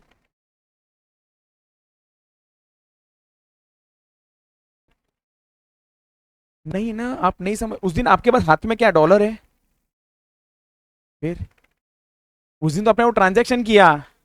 आप खुद सोचो आपको कितने डॉलर पे, देखो डॉलर पे बेनिफिट मिल रहा है, तो आपके पास डॉलर कितना है जिस पे बेनिफिट मिल रहा है? इज इट 1 लाख 3 वाला और इज इट 7092 वाला? Sir 5 lakh divide by 72, 1 minute में करता हूँ। 5 lakh divide by 72.5 which is 6896.55। इस पे बेनिफिट कब मिलता मालूम है? जब इस दिन आपके पास होता डॉलर और इसको आपके पास रखा हुआ है, रखा हुआ है, रखा हुआ है ये दिन तक। उस दिन आपके पास डॉलर है ही नहीं। उस दिन तो आपके पास क्या है? रुपीज। तो सर मतलब इसलिए मैंने 5 स्टार दिया है। तो जब भी रीपेमेंट आता है ना, तो बस ये छोटी सी बात याद रखना है आपको, और ये डायग्राम पूरा क्लियर कर देगा। वेरी इंपॉर्टेंट नेक्स्ट लेवल है ये क्लियर। उसके आगे का तो बहुत ही आसान है, जैसा उसने भाई साहब ने एकदम सही बताया था। तो इधर देखो, इधर देखो, इधर देखो। Can I simply say that 75 minus 5, 70 lakhs बचेगा? आप बोलो हाँ या ना। सर डॉलर का बात करते हैं, 103448.28 माइनस 7092.2, कितना आता है ये? बोलना पड़ेगा आपको। 96,356.08 डॉलर बच रहा है। ये हाया ना, आया ना? यहाँ पर जो एक्सचेंज डिफरेंस आएगा ना, यहाँ पर जो एक्सचेंज डिफरेंस आएगा ना, it will B 96,356.08 dollar multiply by, बोलना पड़ेगा आपको, मल्टीप्लाई बाय रेट क्या था इस दिन? 1 मिनट, रेट तो बताओ। 73 पॉइंट, 1 मिनट मेरा जगह कम पड़ रहा है इधर, इसको इधर लेता हूँ। मल्टीप्लाई बाय, ध्यान दो, 73.5। ओए, गलती से भी, 1 मिनट, पहला गलती वाला लिख देता हूँ, फिर इसको कट करके सही वाला लिखता हूँ। सर इस दिन फ्लक्चुएशन आएगा 73.5 माइनस 72 73.5 माइनस 72.5, ₹1 नहीं करना, क्योंकि बीच में रीपेमेंट है। तो यहाँ पर क्या करना चाहिए मालूम है? इसको मल्टीप्लाई करना चाहिए किसके साथ मालूम है? 73.5, और बाद में माइनस कर देना ₹70 लैक्स।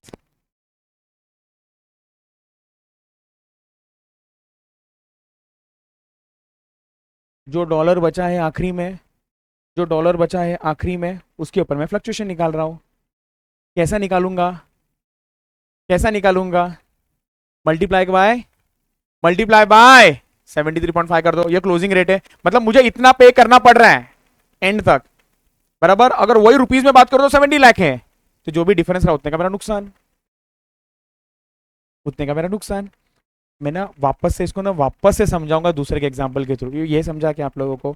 इधर देखो क्या आएगा, 96356.08 मल्टीप्लाई बाय 73.5 माइनस 70 लाख, कितना आता है ये आपका? 82,000। कौन जीता है? मुझे नहीं समझा, बोलो तो मुस्कुरा क्या रहे हो मैडम? उसका राइट है ना? आपका कितना आंसर था?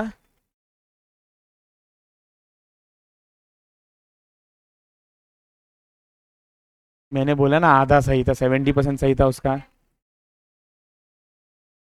ठीक, नहीं नहीं, आप मेरा गलती, मेरा गलती।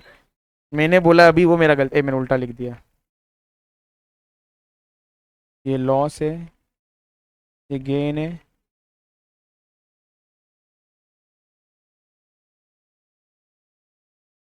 एटी टू 171.88 माइनस 14184 ये आता है 67987.48। हाँ गलत है आपका आंसर, बस एग्री कर रहा हो। ये आप लोग को समझ आया? एक मिनट अथर्व ध्यान दो इधर भी, सब लोग इधर देखो।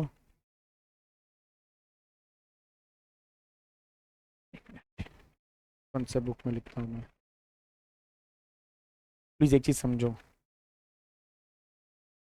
Exchange difference, case 1,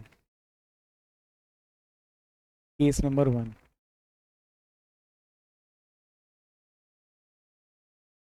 1 April 31 March.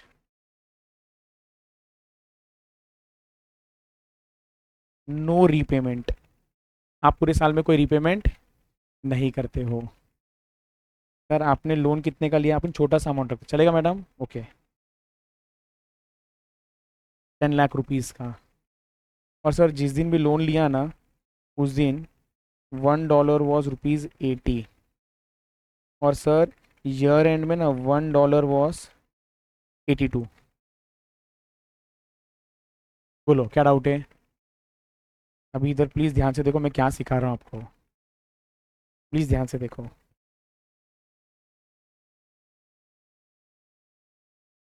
Calculation of exchange difference, इसको कैलकुलेट करने के लिए ना दो मेथड है। इसको कैलकुलेट करने के लिए ना दो मेथड है। सर कौन सा दो मेथड है बताओ ना एक बार। एक तो, ओ भाई कितना $, है? 12,500 है क्या? 10 लाख डिवाइडेड बाय 80, 12,500। ध्यान से देखो please, method number 1, $12,500 multiply by 282 minus 80 which is equals to,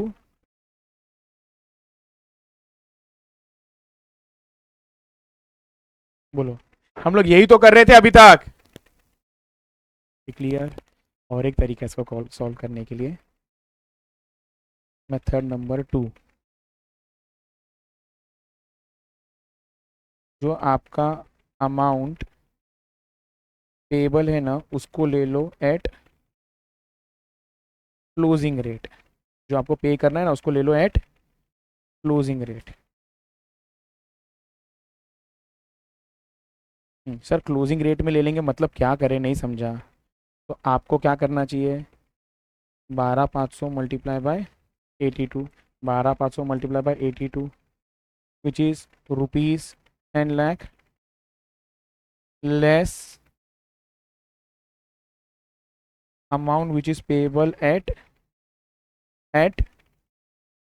transaction वाला रेट विच इज, और आप जो भी माइनस कर दोगे ना, दोनों से आंसर सेम आता है। हजम करो इस बात को पहले। क्या ये सबको समझ में आ रहा है मैं क्या लिख रहा हूँ? आप ऐसा करो या वैसा करो, एक ही बात है कि सर मुझे टोटल ईयर एंड में ना इतना पैसा देना बन रहा है। अभी देने का जरूरत तो नहीं है, बट मुझे मालूम पड़ गया ना, फटका लग गया, तो आप क्या कर दो, जितने का भी फटका लग गया क्या कर दो, उसको बुकिंग कर दो। आप उतने का डिफरेंस पीएनएल में बुक कर दो, ट्रांसफर कर दो। ये क्लियर है क्या? लेकिन मैं आपको बता दूं ना, मैं आपको बता दूं ना, case two, if there is repayment in between the year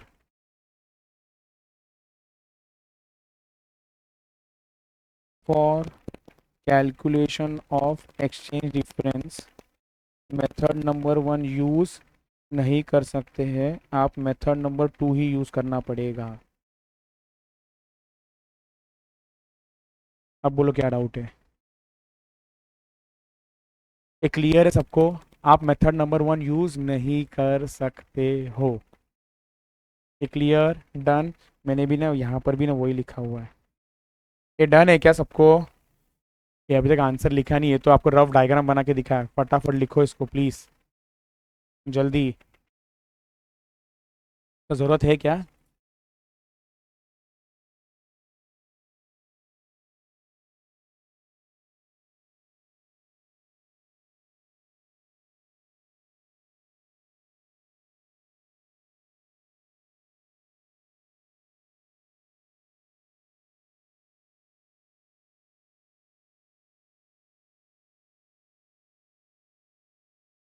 hello hello.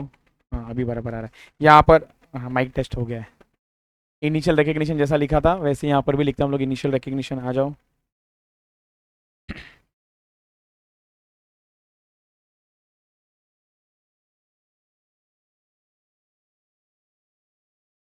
Initial recognition sir, कितने में रुपीज़ में रिकॉर्ड किया था? 75 लैक्स। 75 लैक्स में रिकॉर्ड किया था आपने।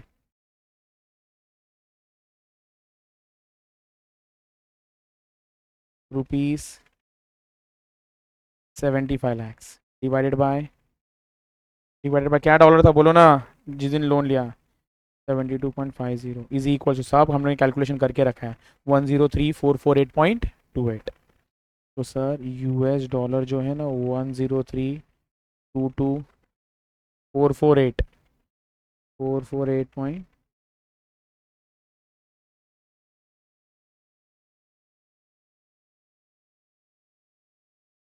क्लियर? चलो।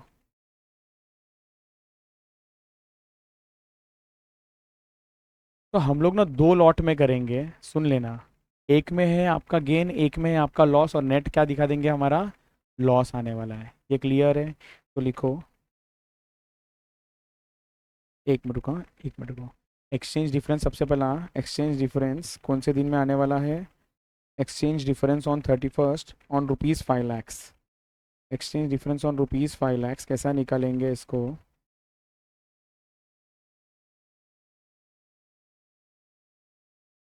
ठीक है, हेडिंग दे दो, एक्सचेंज डिफरेंस ऑन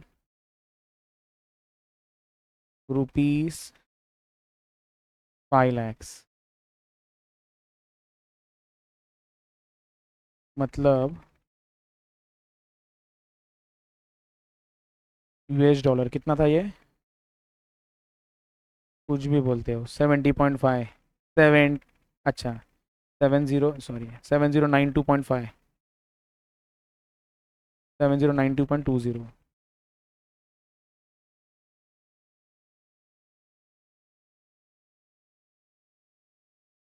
बराबर।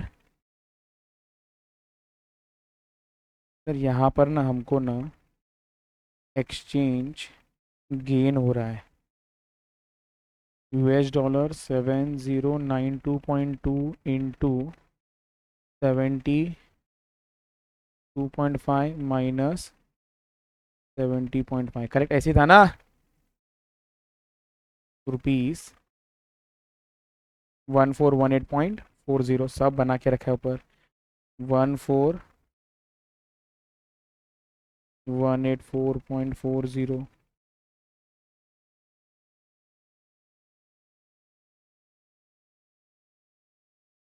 exchange difference on 31st March क्या था 2020 on outstanding loan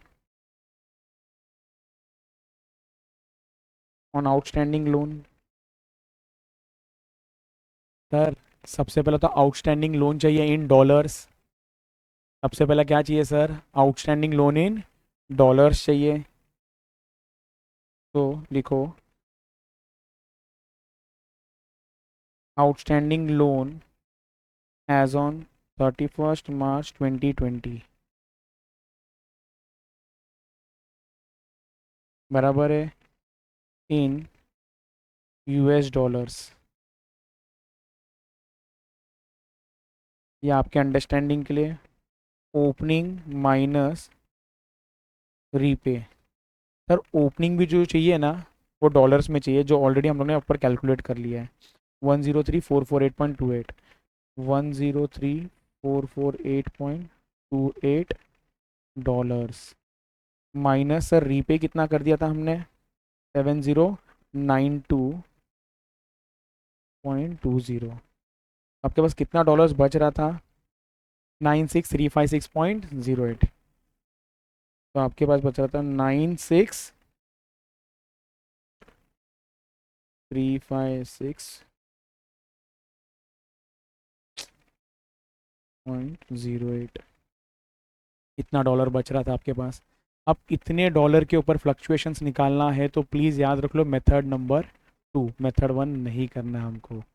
ये क्लियर है? तो एक बार है ना, एक बार जो गलत है ना उसको भी लिख देते ना, लिख देते और उसको काट देते, उसको लिख देते और काट देते सो दैट याद रहेगा कि ये हमको गलती नहीं करना है। तो यहाँ पर जो है ना आपको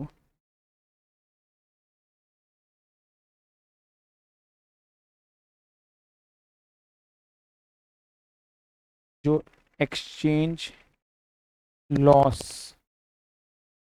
निकाल रहे हो आप क्या सोचोगे मालूम है कि सर यूएस डॉलर 96,356.08 इसको मैं मल्टीप्लाई कर देता हूँ सर। क्लोजिंग रेट था 73.5 और जिस दिन लोन लिया उस दिन था ये यूएस डॉलर 96,356.08 इंटू ₹96। ये लिखो और इसको ऐसा कट कर दो, ये नहीं करना है।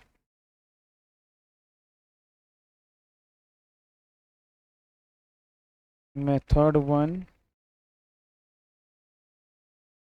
नहीं करना है when repayment is done in between the year.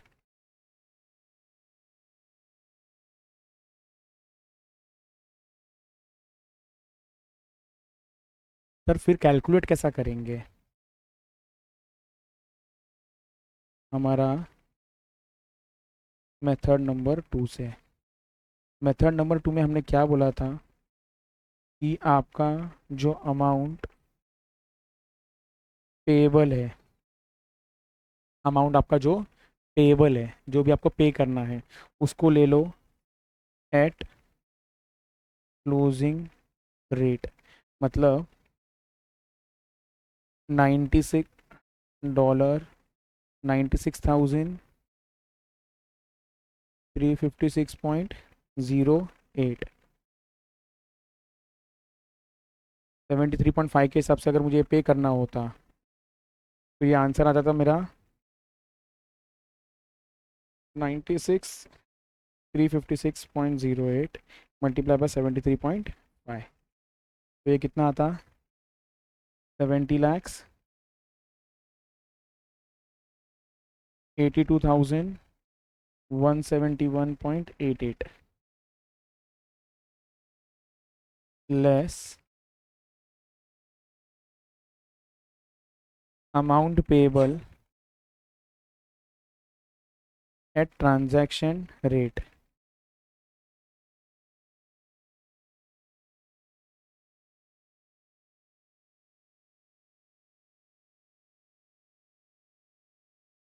बराबर। ट्रांजैक्शन रेट के हिसाब से तो हम लोग बोलेंगे कि सर 70 लाख ही बचा हुआ है हमारा, क्योंकि हम लोगों ने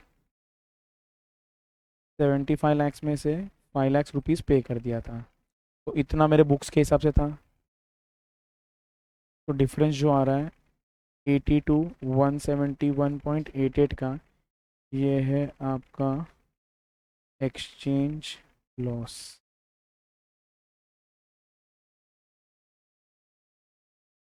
net exchange loss is rupees 80 to 171.88 minus, कहाँ चला गया, 14,184.4 कितना आता है ये आंसर, कितना आता है 67,987.48।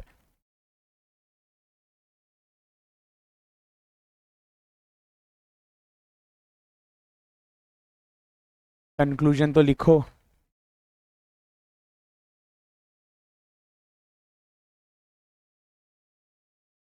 कंक्लूजन या ट्रीटमेंट, जो भी नाम देना है दे दो, treatment.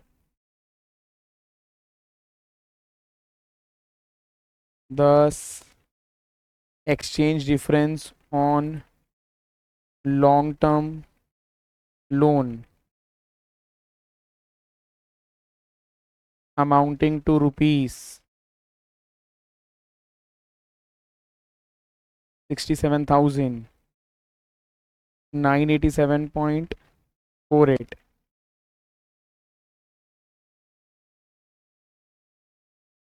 may be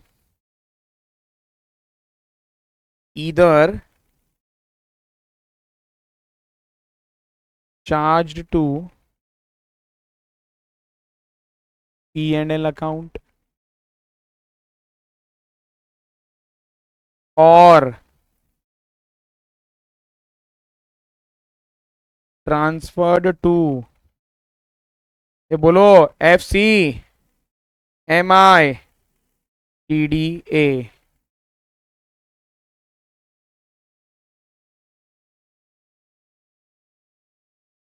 but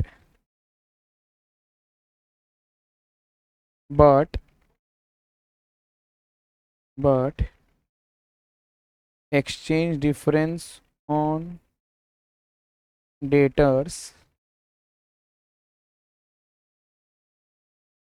amounting to rupees, लिखा है ना 18,750, जाने दो, लिखा है तो फिर ज़रूरत नहीं था, बट अब मैंने क्या लिख दिया तो फिर पूरा कर देता हूँ। 18,750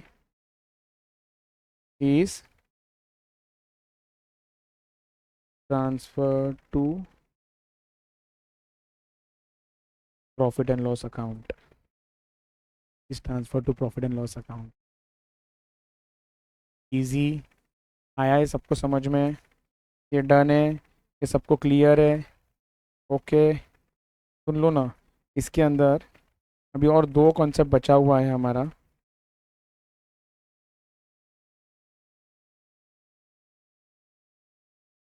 हम लोगों ने ना ये देख लिया, ये देख लिया, अभी भी इसका क्वेश्चंस बचा हुआ है, ये पूरा हुआ नहीं है।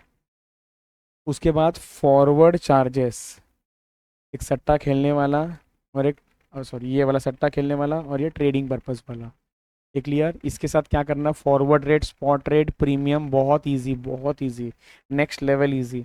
उसके बाद ये वाला कॉन्सेप्ट हो गया है। अभी वो क्वेश्चन ज़्यादा क्यों दिख रहा है मालूम है, इसके वजह से, इसके ऊपर बहुत सारे क्वेश्चन है, बट ऑलरेडी ने ये ब्रांच वाला टॉपिक है ना, उसके अंदर कवर कर लिया गया है। सेम कॉपी पेस्ट करने वाले ब्रांच का, कि सर डेटर जो होगा ना, balance sheet item closing rate पे लेना पड़ेगा, ओपनिंग स्टॉक आपका ओपनिंग रेट पे लेना पड़ेगा, आपका जो भी पीएनएल वाला आइटम है एवरेज रेट पे लेना होगा। फिक्स्ड एसेट्स के लिए मेथड अलग अलग है, एक जन बोलता है कि बैलेंस शीट रेट ले लो, एक बोलता है कि फिक्स्ड एसेट्स का रेट ले लेना, जो भी डेट को फिक्स्ड एसेट परचेज किया था। सर ब्रांच और हेड ऑफिस के बीच में जो भी ट्रांजेक्शन्स होता है ना, उसको एक्चुअल वैल्यू पे लेना, उसको कोई रेट में कन्वर्ट करने का ज़रूरत नहीं होता है। बट नेवर दिलेस मैं फिर से लिखा के दे दूंगा। आज के लिए we are done, thank you so much. Yes.